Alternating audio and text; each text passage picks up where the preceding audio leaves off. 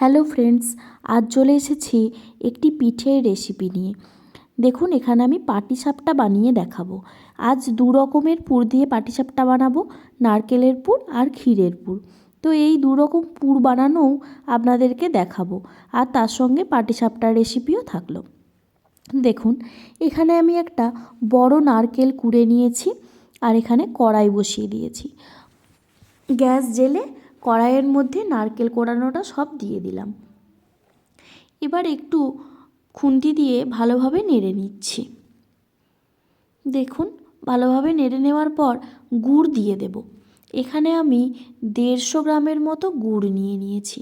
এবার দেখুন, গুড় সব দিয়ে দিলাম ওই নারকেলটার মধ্যে।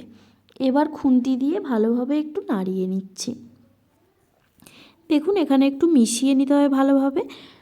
তো এইভাবে প্রায় 15 মিনিট বা 10 মিনিট 15 মিনিট নাড়লেই কিন্তু এরকম নারকেলের পুরটা রেডি হয়ে যাবে। এবার দেখুন, আমি বানাবো ক্ষীরের পুর। তো ক্ষীরের পুর বানানোর জন্য এখানে আমি 1.5 লিটার দুধকে ফুটিয়ে এই অবস্থায় এনেছি।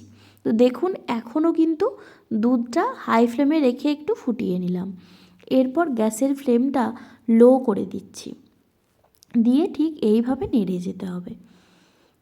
দুধটা ফুটে ফুটে আসবে, কিন্তু নেড়ে যেতে হবে, না হলে না ঠিক স্মুথ ব্যাপারটা আসবে না। তো দেখুন, এখন দুধটা কতটা কমে এসেছে। দেখুন, এখনও ফুটছে, আর আমি এটাকে গ্যাসটা লো ফ্লেমে রেখে নেড়ে যাচ্ছি। দেখুন, প্রায় রেডি হয়েই এসেছে। ব্যাস, দেখুন এই পর্যায়ে এলে এবার এর মধ্যে আমি একটু চিনি অ্যাড করে দিচ্ছি। দেখুন, এখানে আমি ওই 1 টিস্পুন মতো চিনি অ্যাড করে দিলাম, দিয়ে আর একটু ভালোভাবে মিশিয়ে নিলেই রেডি হয়ে গেল ক্ষীরের পুর। ক্ষীর রেডি হয়ে গেল, আর ওদিকে আমার নারকেলের পুরও রেডি হয়ে গেছে। তো এবার আমি পাটিসাপটা বানাবো। তো দেখুন, এখানে আমি চাল আগে থেকেই ভিজিয়ে নিয়েছি, প্রায় 6 ঘন্টা মতো ভিজানো আছে চাল। 250 গ্রাম চাল নিয়েছি, আর এটা নিয়েছি ডাল। দেখুন, এখানে বিউলির ডাল এবং ছোলার ডাল দুটো মিশিয়ে আমি প্রায় 150 গ্রামের মতো নিয়েছি। তো দেখুন, এখানে একটা মিক্সির জার নিয়ে নিয়েছি। এবার ওর মধ্যে সব দিয়ে ভালোভাবে পেস্ট বানিয়ে নিলাম।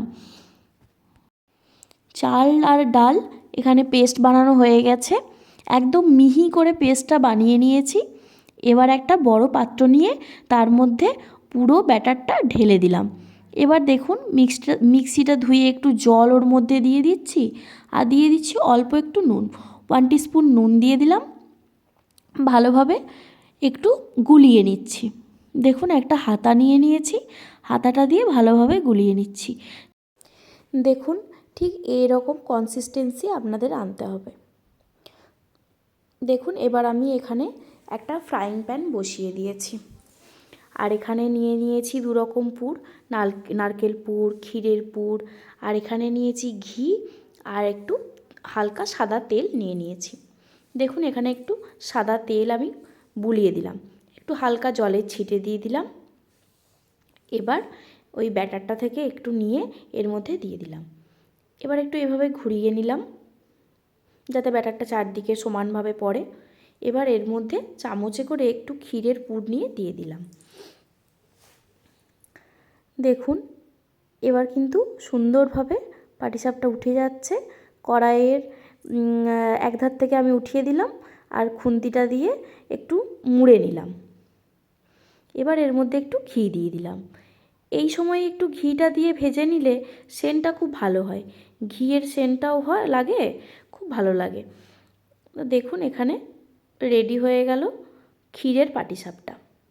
এবার আবারও তেল দিলাম, আর আবার ব্যাটার দিয়ে দিলাম, একটু ভালোভাবে ঘুরিয়ে নিচ্ছি।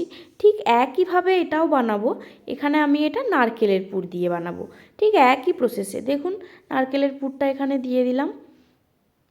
এবার ওরকম এক ধার থেকে আবার এইভাবে আমি ভাঁজ করে নিচ্ছি।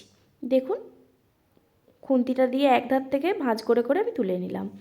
আবারও একটু ঘি দিয়ে দেব, আর ঘি দিয়ে এটা একটু ভালোভাবে ভেজে নিতে হবে। ঠিক একই প্রসেসে আমরা বাকি পাটিসাপটাগুলোও সব ভেজে নিলাম। তো এই প্রসিডিওর ফলো করে আপনারা বাড়িতে খুব সহজেই পাটিসাপটা বানিয়ে নিতে পারেন। আমার ভিডিওটি দেখার জন্য সকলকে ধন্যবাদ।